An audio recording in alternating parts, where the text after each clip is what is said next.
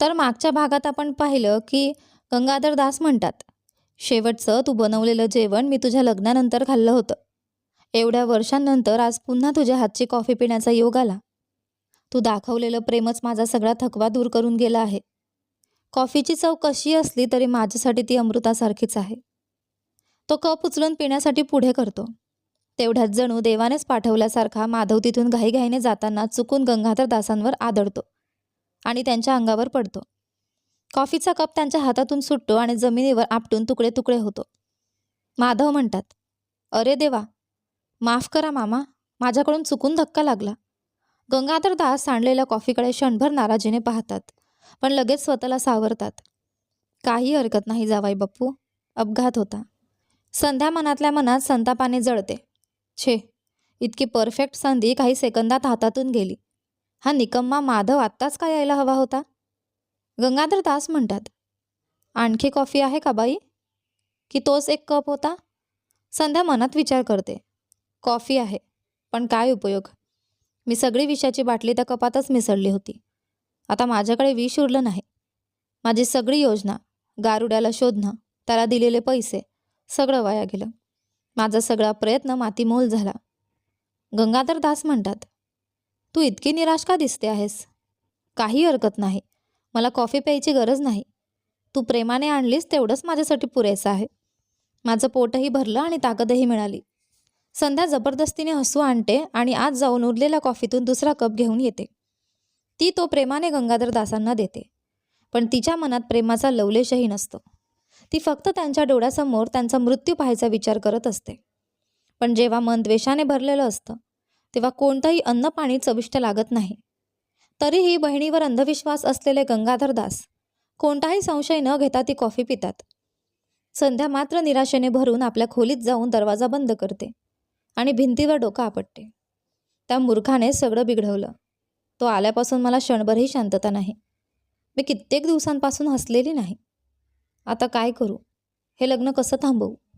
एकदा गंगाधर दासांनी त्यांच्या मुलीचं लग्न लावलं की सगळी संपत्ती हुंडा म्हणून त्या मूर्खाकडे जाईल. दरम्यान गंगाधर दास काव्या आणि माधवला सोफ्यावर त्यांच्या जवळ बसायला बोलावतात. ते म्हणतात, माझी प्रिय काव्या, तुला हे आधीच माहिती आहे, पण तरीही मला पुन्हा एकदा तुझं मत ऐकायचं आहे. कायद्याने तू माझी वारस आहेस, पण ही सगळी संपत्ती मुळात माझ्या वडिलांची होती. त्यामुळे त्यातला अर्धा हिस्सा माझ्या बहिणीचाही आहे. म्हणून मी... काव्या म्हणते, हो बाबा, कृपया अजिबात संकोच करू नका. तुम्हाला जे सांगायचं आहे ते मोकळेपणाने सांगा. गंगाधर दास म्हणतात, जसं मी आधी सांगितलं, मला आशा आहे की तू माझा स्वार्थ समजून घेशील. हे सगळं आपल्या वडिलांच्या संपत्तीमुळे सुरू झालं आहे. न्यायानुसार माझ्या बहिणीला त्यात अर्धा हक्क आहे. तिला तिचा हिस्सा मिळायलाच पाहिजे. पण काव्या म्हणते, बाबा, यासाठी तुम्ही का काळजी करता आहात? तुम्हाला जर अर्धी संपत्ती आत्याला किंवा आर्यनला द्यायची असेल तर आम्हाला अजिबात काहीच हरकत नाही. गंगाधर दास म्हणतात, मला माहीत होतं की तू समजून घेशील, पण अजून काही सांगायचं आहे. माझ्या बहिणीचा या घरावर आणि कारखान्यांवर अर्धा हक्क असताना त्या दिवशी मी तिला घराबाहेर कसं काढलं? एक पैसाही न देता, कोणतीही दया न दाखवता मी तिच्यासाठी दारं कशी बंद केली? ही माझी खूप मोठी चूक होती आणि मला त्याचा खूप पश्चाताप होतो आहे. जर मी तिला आधीच तिचा अर्धा हिस्सा दिला असता तर माझी बहीण आणि माझा भाचा चेन्नईच्या झोपड्यापट्ट्यांमध्ये 20 वर्ष त्रास सहन करत राहिले नसते. लहानपणापासून मी माझ्या बहिणीवर खूप प्रेम केलं, तिची काळजी घेतली, पण परिस्थिती एका रात्रीत बदलली आणि तिला किती वेदना सहन कराव्या लागल्या असतील हे सगळं माझ्यामुळेच झालं. न्यायाच्या दृष्टीनेही मला त्या दिवशी तिला अर्धी संपत्ती द्यायला हवी होती, पण मी दिली नाही. म्हणजेच तिच्या प्रत्येक दुःखाला फक्त मीच जबाबदार आहे. आता ती माझ्यासमोर हसत उभी आहे, जणू काही तिने भूतकाळ विसरला आहे. पण प्रत्येक वेळी मी माझ्या भाच्याकडे पाहतो तेव्हा त्यांच्या संघर्षाची आठवण येते. एकही क्षण असा नाही जेव्हा माझं मन अपराधीपणाने भरलेलं नसतं. ते मला माफ करून पुढे गेले, आनंदाने जगत आहेत. पण मी अजूनही या पश्चातापात जळतो आहे. या अपराधीपणातून मुक्त होण्याचा एकच मार्ग आहे, माझी चूक सुधारण्याचा. म्हणूनच मी ठरवलं आहे की मी त्यांना अजून 25% संपत्ती देईन, म्हणजे एकूण 3/4 हिस्सा माझ्या बहिणीचा किंवा माझ्या भाच्याच्या नावावर. मला असं वाटतंय की मी एक बाप म्हणून अपयशी ठरलो आहे काव्या. माझ्या स्वतःच्या मुलीला अर्धी संपत्तीही देऊ शकत नाही, पण तू माझं दुःख समजून घेशील अशी आशा आहे. काव्या म्हणते, बाबा तुम्ही स्वतःला एवढा का त्रास देता आहात? तुम्हाला का वाटतं की तुम्ही अपयशी ठरलात? बाप असणं म्हणजे फक्त संपत्ती देणं नाही, तर संरक्षण करणं आणि प्रेम देणं आहे. लहानपणापासून तुम्ही माझ्यासाठी हिरो आहात. तुम्ही मला कधीच कुठलाही त्रास होऊ दिला नाही. मग पैशांना काय महत्त्व आहे? तुम्हाला जर आत्याला ते अतिरिक्त 25% द्यायचं असेल तर मला काहीच हरकत नाही. मला फक्त तुम्ही हवेत. तुमचं प्रेम, तुमची माया आणि तुमचा आशीर्वाद. आपल्याकडे प्रेम देणारं हृदय असेल तर संपत्तीचं काय मूल्य राहतं? तुम्ही सगळी संपत्ती दिलीत तरी मला काही फरक पडणार नाही. मी काम करून कमावेन आणि त्यातून तुमची काळजी घेईन.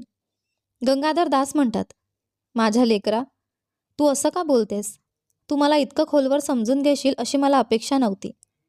बहुतेक मुलं आई वडिलांवर कितीही प्रेम करत असली तरी वारशाच्या बाबतीत थोडा तरी स्वार्थ असतो. पण तुझ्यात तसं काहीच नाही. उलट तू इतका प्रयत्न केलास, लांब प्रवास करून तुझ्या आत्याला समजावून तिला परत आणलंस. तू माझ्या कंपनीचे सगळे व्यवहार सांभाळतेस, सगळं सुरळीत चालेल याची काळजी घेतेस. इतकं सगळं करूनही तुला वारशातला एक पैसाही नको आहे. तू खरोखरच महान आहेस. पण काळजी करू नकोस, ही संपत्ती आपल्या कुटुंबातच राहील. माझी बहीण माझी काळजी घेईलच, नाही का? तरीसुद्धा मला तुझ्याशी न्याय करायचा आहे. मी 3/4 संपत्ती माझ्या बहिणीला देईन आणि उरलेला हिस्सा तुझ्या नवऱ्याच्या नावावर करेन. काय म्हणतात जावई बापू, तुला हे मान्य आहे ना? मला माफ कर.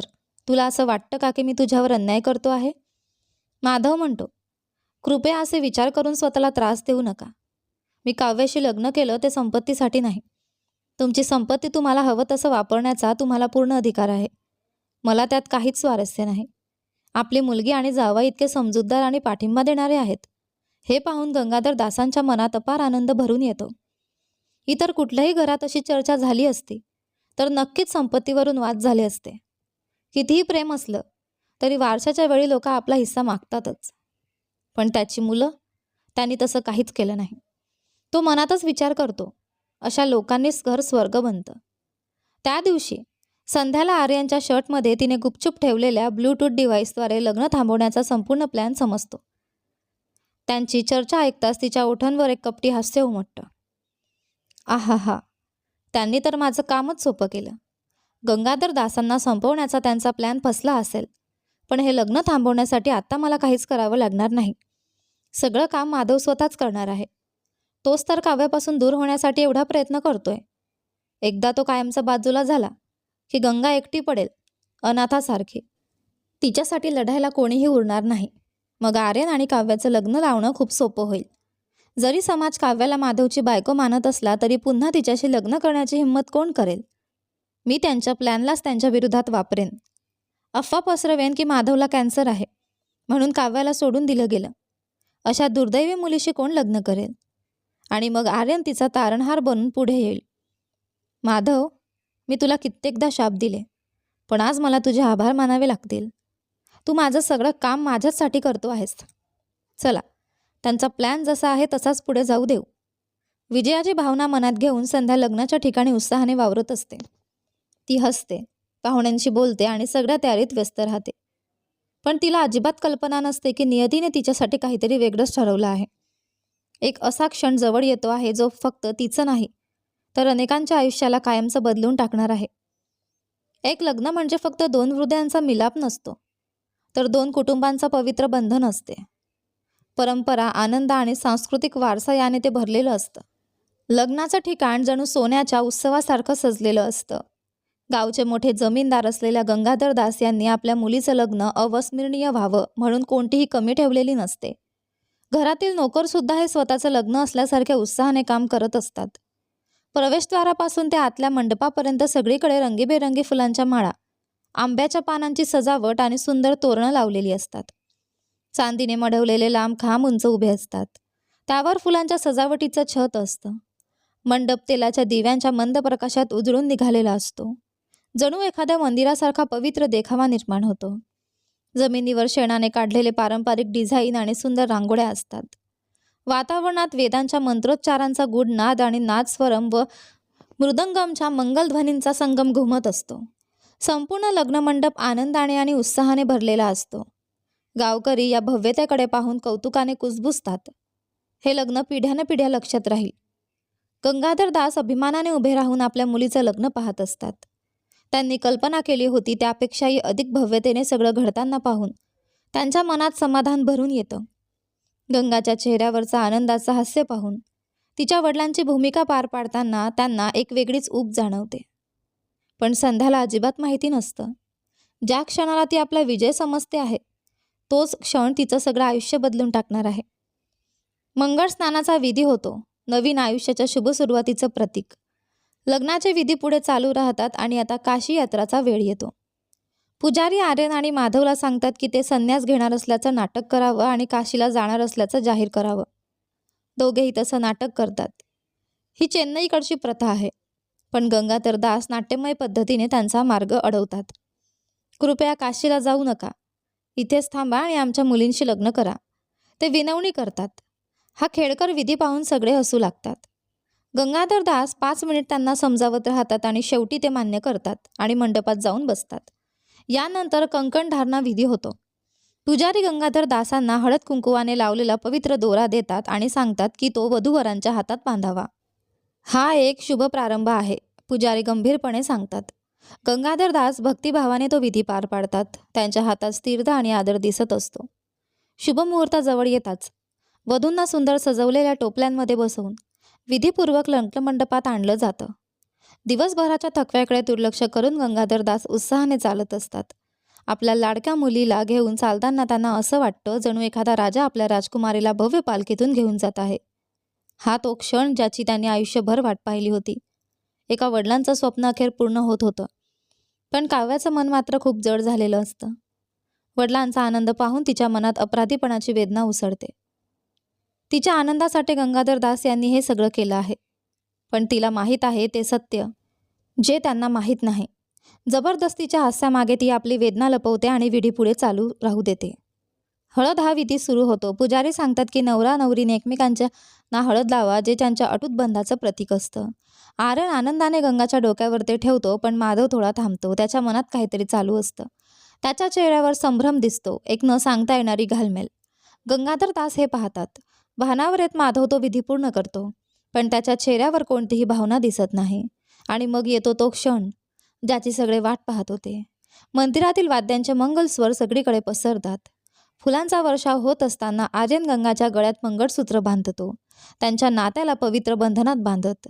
संपूर्ण वातावरण आनंद, आशीर्वाद आणि दिव्य ऊर्जेने भरून जातं. पण पुढच्या क्षणी सगळे स्तब्ध होतात. मूळ प्लॅनप्रमाणे वागण्याऐवजी माधव अचानक झटका आल्यासारखा खाली कोसळतो. पण त्यानंतर जे होतं ते सगळ्यांना हादरवून टाकतं.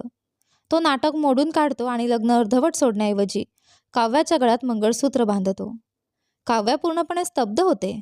तिचं शरीर सुन्न पडतं. तिचं डोकं फिरायला लागतं. तिला काहीच समजत नाही. हे असं होणार नव्हतं. हे कधीच ठरलेलं नव्हतं. तिची नजर धुसर होते. तिच्या बाजूलाच उभी असलेली संध्यासुद्धा तितकीच हादरलेली दिसते. यानंतर सप्तपदी विधी सुरू होतो, ज्यात नवरा नवरी अग्निभोवती 7 पावलं टाकतात आणि प्रत्येक पावलासोबत आयुष्यभरासाठी वचनं देतात. काव्या जणू भान हरपलेल्या अवस्थेत पुजाऱ्यांच्या सांगण्यानुसार चालते. तिचं मन इतकं तुटलेलं असतं की विरोध करण्याची ताकदच उरत नाही. तिला काहीच समजत नाही. यानंतर एक विधी सुरू होतो. या विधीत नवरा नवरी आनंदाने एकमेकांवर हळदी मिश्रित तांदूळ टाकतात. हसत खेळत हा क्षण साजरा करतात. पण इथे ना हसू आहे ना आनंद. काव्या निर्विकारपणे पुढे पाहत राहते. माधवही गंभीर असतो. त्याच्या चेहऱ्यावर त्याच्या मनातील संघर्ष स्पष्ट दिसतो. त्याने मंगळसूत्र प्रेमाने नाही तर परिस्थितीमुळे बांधलं आहे आणि त्या सत्याचं ओझं त्याच्या चेहऱ्यावर स्पष्ट उमटलं आहे. लग्नाची सर्व विधी संपतात आणि नवविवाहित जोडप्याला गंगाधर दास यांच्या घरी आणलं जातं.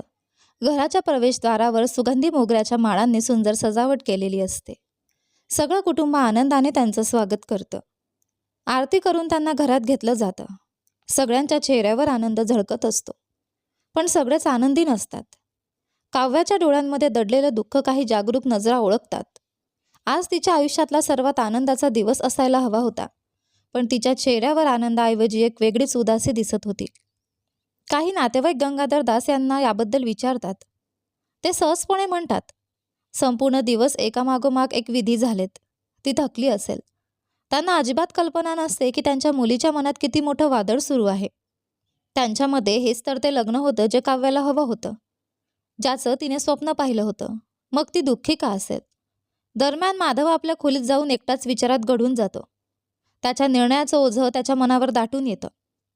तेवढ्यात आर्यन, गंगा आणि काव्या संतापाने त्याच्या खोलीत येतात. आर्यन संतापाने विचारतो, माधव तू काय केलंस? आपला प्लॅन काय होता आणि तू केलंस काय? काव्याच्या गळ्यात मंगळसूत्र का बांधलंस? काव्याचा आवाज रागाने थरथरत असतो. मी तुला सांगितलं होतं माधव, मी अजून लग्नासाठी तयार नव्हते.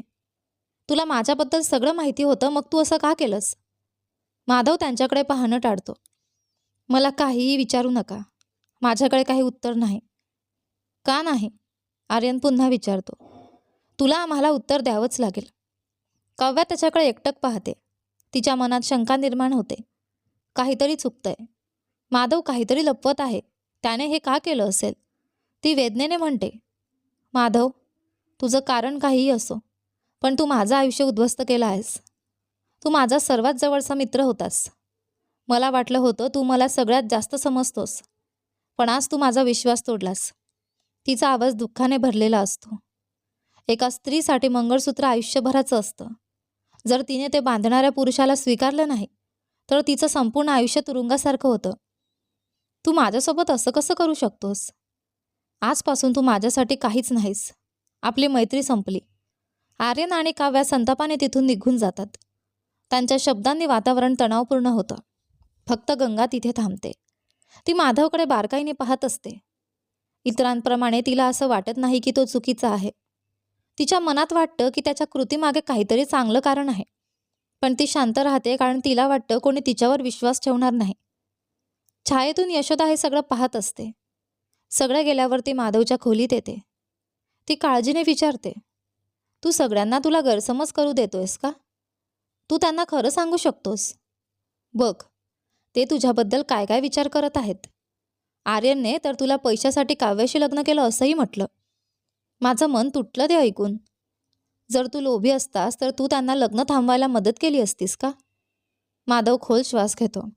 त्याचा आवाज थकलेला पण ठाम असतो. आई, त्यांचा गैरसमज चुकीचा आहे. परिस्थितीच अशी आहे. एक दिवस त्यांना सगळं समजेल. मी हे माझ्यासाठी नाही केलं. मी एक ऋण फेडण्यासाठी केलं. ज्या दिवशी गंगाधर दास यांच्या मुलीने तुझं प्राण वाचवलं, त्या दिवशी मी शपथ घेतली होती की मी त्यांच्या कुटुंबाचं रक्षण करीन, कोणत्याही किमतीत. हे उपकार नाहीत, ही माझी जबाबदारी आहे. यशोदाच्या डोळ्यात पाणी येतं. पण माधव, तू त्यांच्यासाठी इतकं मोठं बलिदान दिलंस आणि तेच तुला द्वेष करत आहेत. तुला यात दुःख होत नाही का? तू त्यांना का नाही सांगत की तू हे सगळं संध्यापासून गंगाधर दास यांना वाचवण्यासाठी केलं? माधव डोकं हलवतो. आता नाही आई. माझी योजना यशस्वी होईपर्यंत सत्य लपवणं गरजेचं आहे. सध्या त्यांना मला गैरसमज करू दे. एक दिवस त्यांना सगळं कळेल. 2 दिवस आधी माधवने एक भयंकर प्रसंग पाहिला होता. संध्या स्वयंपाकघरात चोरून कॉफीमध्ये विष मिसळत होती. तिची नजर इकडे तिकडे फिरत होती. नंतर तिने ती विषाची बाटली आपल्या साडीत लपवली आणि हळूच बाहेरच्या कचरापेटीत टाकली. काही मिनिटांतच कचरा गोळा करणारे आले आणि सगळा पुरावा नष्ट झाला. तिला वाटलं की कुणीच तिला पाहिलं नाही, पण माधवने सगळं पाहिलं होतं. त्याच्या मनात संशय निर्माण झाला.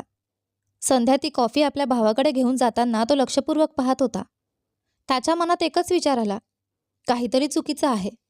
त्याला कारण समजत नव्हतं, पण त्याच्या मनाने सांगितलं की गंगाधर दास यांनी ती कॉफी पिऊ नये. क्षणाचाही विलंब न करता त्याने कृती केली. तो मुद्दाम अडखडल्यासारखा भासवतो आणि कॉफीचा कप सांडतो. गंगाधर दास यांच्या ओठांपर्यंत पोहोचण्याआधीच. त्या दुपारी घरात शांतता पसरली होती आणि सगळे आपापल्या खोल्यांत गेले होते. तेव्हा माधव हळूच स्वयंपाकघराकडे गेला. एकट्या बल्बचा मंद प्रकाश भिंतीवर लांब सावल्या टाकत होता, ज्यामुळे त्याची घालमेल अजून वाटली. कुणाचं लक्ष नाही याची खात्री करून त्याने स्वयंपाकघराचा प्रत्येक कोपरा तपासायला सुरुवात केली. त्याची नजर त्या जागेवर स्थिरावली जिथे संध्याने पेय तयार केलं होतं. तिथे काही थेंब सांडलेले होते, तिच्या कृत्याचा एक भयंकर पुरावा. काळजीपूर्वक त्याने त्या द्रवाचा नमुना घेतला आणि तो ताबडतोब आपल्या मित्राकडे, जो प्रयोगशाळेत रसायनशास्त्रज्ञ होता, घेऊन गेला.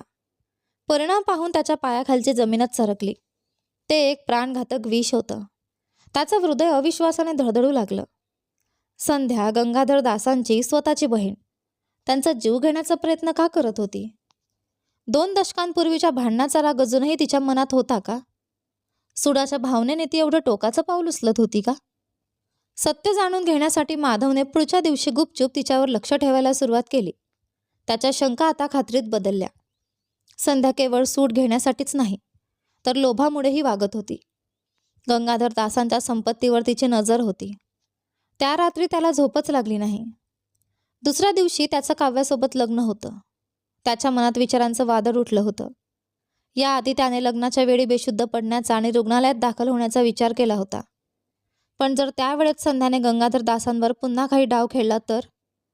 तो ना काव्याला सत्य सांगू शकत होता ना गंगाधर दासांना. इतक्या दिवसांनी त्यांच्या आयुष्यातील गैरसमज दूर झाले होते आणि कुटुंब पुन्हा एकत्र आलं होतं. हे सत्य समोर आलं तर सगळं कोसळून पडेल आणि गंगाधर दास? डॉक्टरांनी आधीच इशारा दिला होता. आणखी एक हृदयविकाराचा झटका त्यांच्यासाठी घातक ठरू शकतो. तो असा धक्का देण्याचा धोका घेऊ शकतो का? जरी त्याने फक्त काव्यालाच सांगितलं तरी ती आपल्या वडिलांसाठी चिंतेत बुडून जाईल. या सगळ्या विचारात हरवलेला माधव शेवटी त्या व्यक्तीकडे वळला ज्याच्यावर त्याचा सर्वात जास्त विश्वास होता.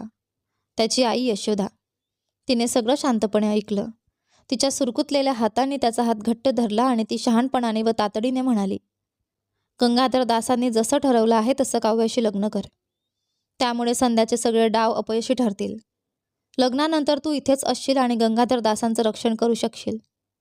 तू मला संध्याबद्दल सांगितलंस, पण मी म्हातारी आहे माधव. तू जर रुग्णालयात गेलास तर गंगाधर दासांचं रक्षण कोण करणार? माझ्यात तुझ्यासारखी ताकद किंवा बुद्धी नाही. नंतर तू संध्याला योग्य मार्गावर आणू शकशील. तुला गंगाधर दासांवर देशभक्त सैनिक जसा आपल्या मातृभूमीवर प्रेम करतो तसं प्रेम आहे. त्या प्रेमाने आणि समर्पणाने तू कठीणातल्या कठीण मनालाही बदलू शकशील. आणि जर तू यात यशस्वी झालास तर तिला उघड करण्याची गरजच पडणार नाही. सगळं आपोआप ठीक होईल आणि हे कुटुंब तुटणार नाही. माधव अजूनही द्विधा मनस्थितीत होता. यशोदाला काव्य तिची सून व्हावी असं मनापासून वाटत होतं, म्हणून ती त्याला पटवून देत होती. पण त्याला याहून चांगला मार्ग दिसत नव्हता. अखेर अनिच्छेने त्याने होकार दिला. आज एक खोल श्वास घेत तो स्वतःशीच म्हणाला, आपलं पहिलं पाऊल संध्याला बदलणं असलं पाहिजे. त्यानंतरच योग्य वेळ आल्यावर आपण सत्य उघड करू शकतो, तेही कुटुंब न तोडता. या घराने आपल्याला खूप काही दिलं आहे. गंगाधर दास माझ्यासाठी वडिलांसारखे आहेत. त्यांच्या खातीर मी कोणताही अपमान, कोणतीही शंका सहन करायला तयार आहे. जे काही लागेल ते करीन, पण त्यांचं रक्षण करीन. यशोदा काही बोलली नाही. शेवटी हा विचार तिनेच माधवला दिला होता. पण तिच्या मनात मात्र भावनांचा प्रचंड कल्लोळ उसळत होता. एका आईचा सर्वात मोठा आनंद म्हणजे तिचा मुलगा समाजासाठी चांगलं काम करताना पाहणं, त्याला उदारता आणि दयाळूपणाने उंचावताना पाहणं. माझा माधव तर प्रभू रामांसारखा आहे, शुद्ध, निस्वार्थी, अहंकार आणि गर्वाचा लवलेशही नाही. त्याच्या जागी दुसरा कोणी असता तर इतक्या मोठ्या हेतूसाठी अपमान आणि संशय सहन न करता सत्य उघड केलं असतं. पण तो शांतपणे फक्त गंगाधर दासांचंच नाही, तर त्यांच्यावर अवलंबून असलेल्या अनेक कुटुंबांचं रक्षण करत आहे. जर संध्याच्या हाती ही संपत्ती गेली तर गावातील असंख्य लोकांचं आयुष्य उद्ध्वस्त होईल. तो फक्त या घराचा रक्षक नाही, तर संपूर्ण समाजाचा आधार आहे. म्हणूनच काल भगवान कृष्णांनी माझ्याकडून ते शब्द बोलून घेतले आणि त्याला या घराचा जावाई बनवलं. प्रभू राम, त्याचं रक्षण करा. त्याचा त्याग व्यर्थ जाऊ देऊ नका. तिने हात जोडून प्रार्थना केली. तिच्या डोळ्यात अश्रू तरळले होते. त्याच वेळी उघड्या खिडकीतून जोराचा वारा आत आला आणि देवघरातील छोटासा दिवा हलकासा डगमगला. तो एखादा दैवी संकेत होता का? ती फक्त आशा करू शकत होती. दरम्यान माधवने आधीच खबरदारी घेतली होती. त्याने आपल्या सर्वात विश्वासू मित्राला गुपचूप संध्याच्या प्रत्येक हालचालीवर लक्ष ठेवायला सांगितलं होतं. त्याला माहिती होतं ती इतक्या सहज हार मानणारी नाही. दुसरीकडे संध्या मात्र अधिकच अस्वस्थ होत होती. तिच्या अंधुक प्रकाशातल्या खोलीत ती इकडून तिकडे फिरत होती. तिच्या मनात शंका घर करून बसल्या होत्या. माधवने काव्याच्या गळ्यात मंगळसूत्र का बांधलं? तोही गंगाधर दासांच्या संपत्तीच्या मागे आहे का? हा विचार येताच तिच्या अंगावर काटा आला. जर त्याने काव्याशी लग्न फक्त संपत्ती मिळवण्यासाठी केलं असेल तर तो तिच्यासाठी सर्वात मोठा प्रतिस्पर्धी ठरेल. तिला लगेच काहीतरी करावं लागणार होतं. दुसऱ्या दिवशी सकाळी गंगाधर दासांनी सगळ्यांना मोठ्या हॉलमध्ये बोलावलं. तेव्हा तिची चिंता आणखी वाढली. कुटुंबातील सगळे जिज्ञासेने जमले होते. एक मान्यवर पंडित गालीच्या वर पद्मासन घालून बसला होता आणि जुन्या पंचांगाच्या पानांवर नजर फिरवत होता. आज मी पंडितांना बोलावलं आहे, गंगाधर दास हसत म्हणाले.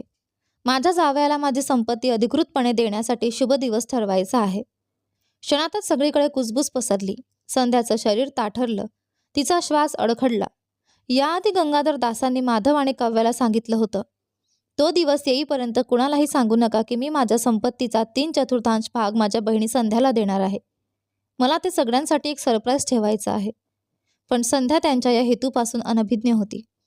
तिच्या मनात भीती निर्माण झाली. काय गंगाधर दास सगळंच माधवला देणार आहेत? पंडितांनी थोडं गणित मांडून सांगितलं, पुढच्या आठवड्यात सोमवारचा एक अत्यंत शुभ मुहूर्त आहे. तो दिवस सर्वोत्तम राहील. गंगाधर दासांनी समाधानाने मान डोलावली. पण संध्यासाठी हा अंतिम धक्का होता. माझ्याकडे फक्त एक आठवडा आहे. जर मी आता काही केलं नाही तर सगळं माझ्या हातातून निसटेल, ती मनात म्हणाली. त्या रात्री आपल्या खोलीत बसून मेणबत्तीच्या प्रकाशात भिंतींवर पडणाऱ्या सावल्यांकडे पाहत तिने मुठी घट्ट आवडल्या. तिला एका साथीदाराची गरज होती. एक शक्तिशाली माणूस जो गंगाधर दासांचा नाश पाहण्यासाठी तिच्या इतकाच उत्सुक असेल. आणि अचानक तिच्या डोक्यात एक नाव चमकलं. रुद्र. गंगाधर दासांचा सर्वात मोठा व्यावसायिक प्रतिस्पर्धी. तिच्या ओठांवर हळूहळू एक कपटी हास्य उमटलं. आता चाल खेळण्याची वेळ आली होती. संध्या रुद्राच्या आलिशान ऑफिसमध्ये प्रवेश करताच तिच्या टाचांचा आवाज संगमरवरी फरशीवर घुमला. खोलीत महागड्या सिगारचा आणि पॉलिश केलेल्या लाकडाचा वास दरवळत होता. सत्ता आणि भ्रष्टतेचा मिलाप. रुद्र आपल्या उंच खुर्चीत बसला होता, हातात विस्कीचा ग्लास फिरवत आणि तिच्याकडे पाहत. त्याच्या ओठांवर एक आत्मविश्वासपूर्ण स्मित उमटलं. मला माहिती होतं तू येशील, रुद्र म्हणाला. त्याचा आवाज गुळगुळीत पण अहंकाराने भरलेला होता. कारण शेवटी आपले ध्येय एकच आहे, गंगाधर दासांचा नाश पाहणं. संध्याला जाणवलं की रुद्र खूप प्रभावशाली आणि बुद्धिमान आहे. कदाचित त्याने तिच्याबद्दल आधीच चौकशी केली असेल आणि तिचा सूड व लोभ याबद्दल सगळं जाणून घेतलं असेल. संध्याने हात छातीसमोर घातले. मला त्याला त्रास सहन करताना पाहायचं आहे रुद्र, जसं मी वर्षानुवर्ष सहन केलं तसं. त्याने माझ्याकडून सगळं हिरावून घेतलं, माझा अभिमान, माझे हक्क. रुद्र हलकेच हसला आणि पुढे झुकत म्हणाला, आणि म्हणूनच मला तुझी गरज आहे संध्या. मी अनेक वर्ष गंगाधर दासांना खाली खेचण्याचा प्रयत्न करत आहे, पण तो खूप सावध आणि हुशार आहे. पण तू त्याच्या घरात आहेस, त्याच्या विश्वासात आहेस. तू ते करू शकतेस जे मी करू शकत नाही. ती डोळे बारीक करत म्हणाली, काय म्हणायचं आहे तुला? रुद्रने आपला ग्लास टेबलावर ठेवला आणि हात एकत्र करत म्हणाला, असं काहीतरी करायचं ज्यामुळे त्याचं प्रचंड नुकसान होईल, जे त्याला आतूनच तोडून टाकेल. त्याची कंपनी गुप्त माहिती, व्यवहार आणि येणाऱ्या प्रोजेक्ट्सवर चालते. यानंतर पुढे काय होतं ते पहा आपल्या कथेच्या पुढच्या भागामध्ये. गंगाधर दासांचा नाश संध्या आणि रुद्र मिळून करू शकतील का, आणि काव्य आणि माधव त्यांना वाचवू शकतील का, हे बघा आपल्या या कथेच्या पुढच्या आणि शेवटच्या भागामध्ये. तोपर्यंत हा भाग कसा वाटला कमेंट करून नक्की सांगा. सोबत व्हिडिओला लाईक करा, शेअर करा. चॅनलवर तुम्ही नसाल तर सबस्क्राईब करा. धन्यवाद.